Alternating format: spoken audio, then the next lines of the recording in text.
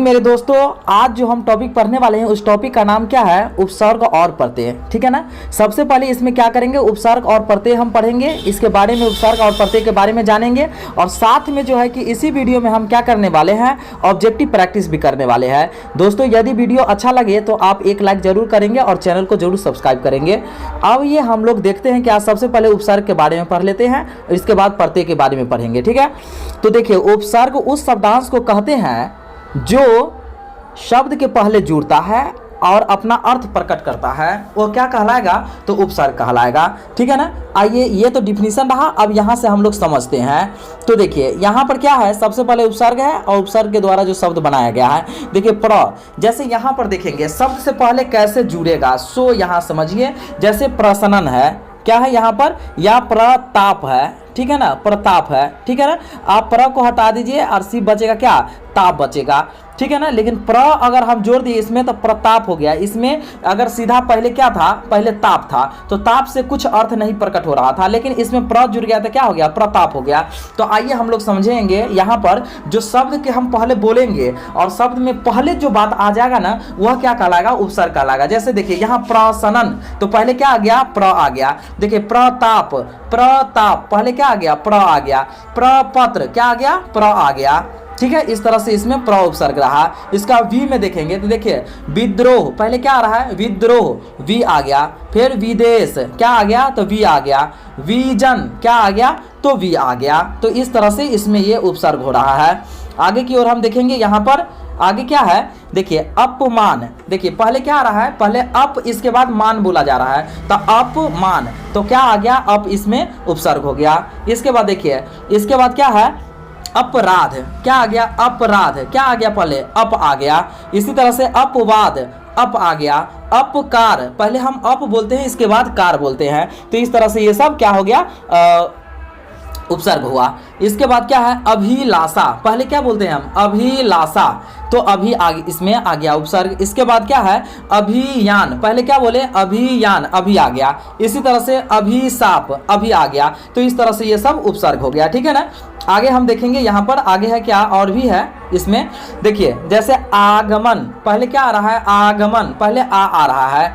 ठीक है ना। आयात, पहले क्या आ गया? आ गया। आवक, आवक, पहले क्या आ गया? आ गया। आकाश, क्या आ गया? आ गया।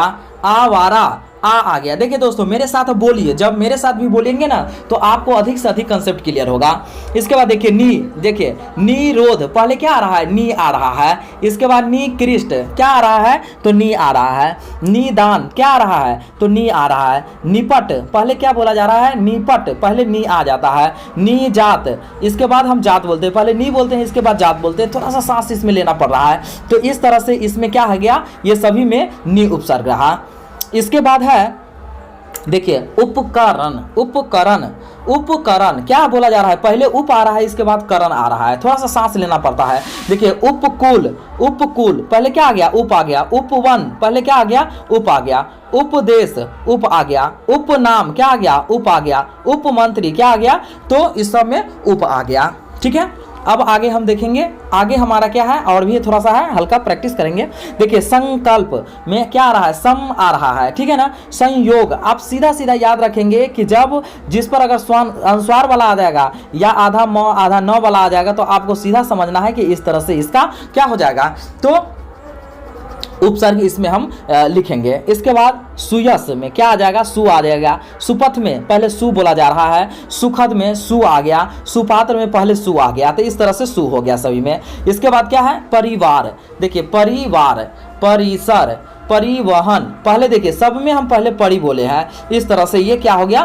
तो उपसर्ग इस तरह से पहचाना है। दोस्तों मैं आशा करता हूँ कि आपको ये समझ में आ गया होगा। आगे की ओर हम बढ़ते हैं, प्रत्यय आप देख लेते हैं। ठीक है ना। देखिए प्रत्यय हमें क्या कह रहा है कि प्रत्यय उस शब्दांश को कहते हैं जो शब्द के अंत में लगता है। आप समझिए यहाँ पर शब्द के अंत में कैसे लगता है। देखिए पहले क्या है? पढ़ने, क्या है? पढ़ने वाला, देखिए पहले क्या आ रहा है? पढ़ने वाला, हम बाद में बोलते हैं वाला, देखिए पहले बोलना पड़ता है हमको क्या? पढ़ने, तो पढ़ने क्या हो जाएगा? पढ़ने इसमें जो है कि इसी को उपसर्ग कहा जाएगा। ठीक है ना। अब वाला हम बाद में बोलते हैं, इसी को तो क्या बोला जाएगा, इसी को तो प्रत्यय बोला जाता है। आप समझ रहे हैं ना, इसी को क्या बोला जाता है, इसी को प्रत्यय बोला जाता है। तो आप समझिए यहाँ पर क्या हो गया, जैसे देखिए पढ़ने वाला, देखिए वाला इसमें प्रत्यय हो गया। रिक्शा वाला, देखिए वाला इसमें प्रत्यय हो गया। खाने वाला, पहले खाने बोलते हैं इसके बाद वाला बोलते हैं, ठीक है ना। जो अंत में बोला जाएगा ना उसी को क्या कहा जाएगा, प्रत्यय बोला जाता है। इस तरह से हम और भी देखते हैं इसमें, देखिए और भी उदाहरण हम लिए हुए हैं। देखिए लड़ाका, देखिए लड़ाका क्या आ रहा है, लड़ाका में आका आ रहा है। अब ये जब इसको जब 2-4 बार जब बोलेंगे तो आपको लगेगा कि नहीं, जैसे कि इसमें क्या आ रहा है, अंतरात्मा से क्या आ रहा है, लड़ाका आका आ गया, तो आका इसमें प्रत्यय हो गया। देखिए झगरालू, आलू, झगरालू आलू, तो आलू इसमें क्या हो गया, ये प्रत्यय हो गया। इसके बाद क्या है, तैराक, तैराक, तैराक में क्या आ रहा है, आक आ रहा है, तो इसमें क्या हो गया, ये प्रत्यय हो गया। देखिए लुटेरा, लुटेरा एरा, लुटेरा एरा, देखिए इस तरह से क्या आ रहा है, ये इस तरह से इसमें क्या आ रहा है, तो प्रत्यय आ रहा है लास्ट वाला में। इसके बाद हम देखेंगे क्या, बेलन न आ रहा है लास्ट में, इसलिए इसमें प्रत्यय हो गया। देखिए मनुष्यता, ता आ रहा है। देखिए मधौरीमा, ईमा, मधु, मधौरीमा, तो ईमा आ गया। इस तरह से ये प्रत्यय हम इस तरह से ढूंढेंगे इसमें। देखिए नाविक, इक, नाविक, नाविक, इक, नाविक, इक आ गया। इस तरह से हम प्रत्यय इसमें सभी में हम ढूंढेंगे, ठीक है ना, प्रत्यय और उपसर्ग। इस तरह से बोल बोल करके जब ढूंढेंगे ना तो एकदम आसान हो जाएगा। देखिए फलित, इत, फलित, इत आ गया, ठीक है ना। अब देखिए यही अगर फलित अगर ऐसे लिखा रहता, क्या ल में दीर्घिकार रहता ना, तो इसमें क्या होता, हर्षी दीर्घिकार ई हो जाता, ठीक है ना। लेकिन ल में क्या है, इसमें फलित में हर्षिकार है, इसलिए यहाँ पर ये वाला ई है, ठीक है ना। तो फलित में क्या हो गया, ई, इत आ गया। इसके बाद राष्ट्रीय, राष्ट्रीय में क्या आ गया, ई आ गया, ठीक है ना। हम बोले हैं कि जब दीर्घिकार रहेगा तो ई भी क्या होगा, दीर्घ हो जाएगा। आइए अब हम लोग जो है ना कि ऑब्जेक्टिव कुछ प्रैक्टिस कर लेते हैं, जिससे कंसेप्ट यहाँ पर बेहतरीन क्लियर होने वाला है।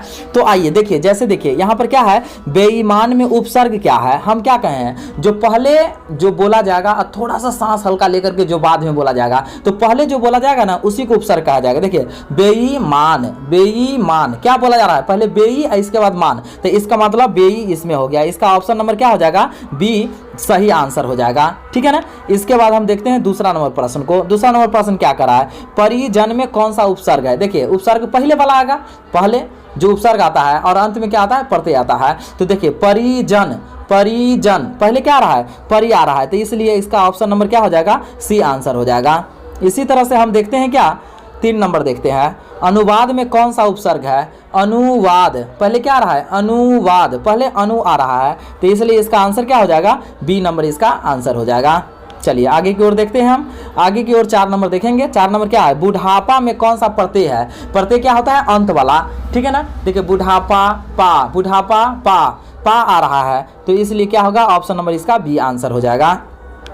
आगे की ओर चलेंगे, 5 नंबर में चलेंगे। देखिए लिखावट में कौन सा प्रत्यय है, लिखावट में कौन सा प्रत्यय है, प्रत्यय लास्ट वाला को बोला जाता है, लिखावट, आवट, लिखावट, आवट, तो इसमें क्या आ रहा है, देखिए लिखावट, आवट। इस तरह से इसका आंसर क्या हो जाएगा, आंसर नंबर इसका डी हो जाएगा। चलिए अब प्रश्न नंबर हम 6 को देख लेते हैं। इसमें क्या है, वास्तविक में कौन सा प्रत्यय है, वास्तविक अंत में जो आता है वह प्रत्यय होगा, वास्तविक, इक, वास्तविक, इक, तो इसमें कौन होगा। अब देखिए ऑप्शन नंबर ए होगा कि बी होगा, तो हम आपको बताएं अगर हर्षिकार होगा तो ई भी हर्ष में होगा, अगर दीर्घिकार यहाँ पर होता ना तो ई भी दीर्घिकार में हो जाता है, तो इसलिए ऑप्शन नंबर क्या हो जाएगा, इसका ए आंसर हो जाएगा। आइए आगे हम देखते हैं, अब 7वां नंबर प्रश्न को देखते हैं। अधिकार में उपसर्ग, ठीक है ना, अधिकार में उपसर्ग क्या हम बोले हैं, जो पहले आएगा और बाद में आता है वो प्रत्यय होता है, तो अधिकार, अधिकार पहले क्या आ रहा है, पहले अधि आ रहा है, इसके बाद कार आ रहा है, तो इसमें क्या हो जाएगा, इसमें उपसर्ग क्या हो जाएगा, तो अधि, ऑप्शन नंबर क्या हो जाएगा, ए हो जाएगा। चलिए आगे की ओर हम बढ़ते हैं, आगे 8वां नंबर प्रश्न को देखते हैं। 8वां प्रश्न क्या कर रहा है, बढ़िया में प्रत्यय है। देखिए बढ़िया, ईया, बढ़िया, ईया, इसमें क्या आ रहा है, तो ईया आ रहा है, ठीक है ना। तो इस तरह से हम दोस्तों एकदम पूरा प्रत्यय और उपसर्ग ढूंढेंगे। दोस्तों हम आशा करते हैं कि आपको वीडियो जो है कि काफ़ी अच्छा लगा भी होगा और समझ में बेहतरीन आप लोग को आ गया होगा। दोस्तों यदि वीडियो आपको समझ में आ गया है और थोड़ा भी अगर अच्छा लगा है, मेरे वीडियो से थोड़ा भी आपको अगर हेल्प मिला है, तो प्लीज़ चैनल को जरूर सब्सक्राइब करेंगे, क्योंकि इस तरह का वीडियो जो है कि हमारे चैनल के माध्यम से आप लोग को मिलता रहेगा, लगातार मिलता रहेगा।